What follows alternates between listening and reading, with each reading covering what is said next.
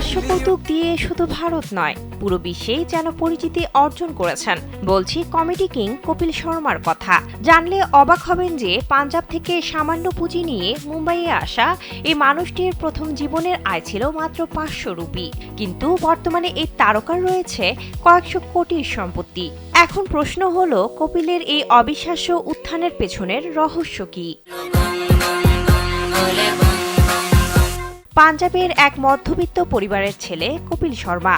বাবা ক্যান্সারে মৃত্যুবরণ করায় খুব ছোট বয়সেই সংসারের হাল ধরতে হয় তাকে।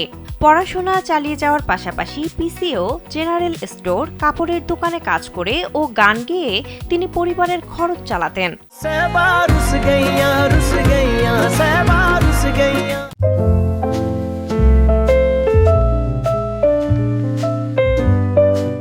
চোখে হাজারো স্বপ্ন নিয়ে মুম্বাইয়ে পা রাখেন কপিল শর্মা। নানা চড়াই উতরাইয়ের পর 2007 সালে তিনি একটি কমেডি শোয়ের প্রতিযোগিতায় অংশ নেন। সেখানে বিজয়ী হন এই তারকা। এমনকি পুরস্কার হিসেবে জিতে নেন 10 লাখ ভারতীয় রুপি। এই জয় রাতারাতি তাকে খ্যাতির শীর্ষে পৌঁছে দেয়। এরপর আর পিছনে ফিরে তাকাতে হয়নি এই তারকাকে। जिस रंग के कपड़े पहने उसी रंग का पराठा बनाना है।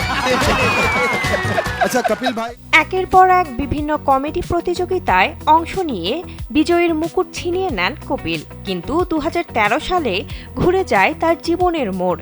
এই সময়ে তিনি হাস্যকৌতুক নির্ভর একটি জনপ্রিয় অনুষ্ঠানের সঞ্চালনা শুরু করেন। শোয়ে তার ব্যক্তিত্ব, রসবোধ এবং উপস্থাপনার ধরন এই অনুষ্ঠানকে এমন উচ্চতায় নিয়ে যায় যে খুব দ্রুতই তিনি ছোট পর্দার সবচেয়ে দামি তারকা হয়ে ওঠেন।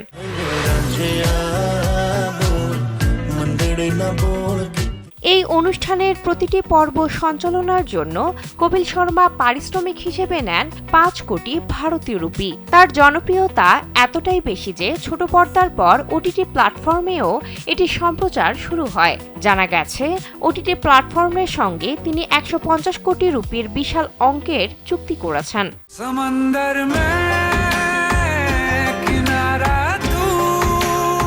এছাড়াও ছোট পর্দার গণ্ডি পেরিয়ে কপিল বড় পর্দাতেও সফলভাবে পা রেখেছেন। 2015 সালে মুক্তি পাওয়া কিস কিস কো প্যার কারো ছবিতে তাকে মুখ্য চরিত্রে অভিনয় করতে দেখা যায়, যা দারুণ ব্যবসা করেছিল। এরপর আরও কয়েকটি ছবিতে তিনি অভিনয় করেছেন। বর্তমানে দেশ বিদেশে বাড়ি, সিনেমা, ব্যবসা মিলিয়ে তিনি 300 কোটি রুপির সম্পত্তির মালিক। शादी के बाद पहली बार मुलाकात हो रही है। आपकी शादी के बाद ही पहली बार मुलाकात हो रही है। বিনোদন ডেস্ক, কালবেলা।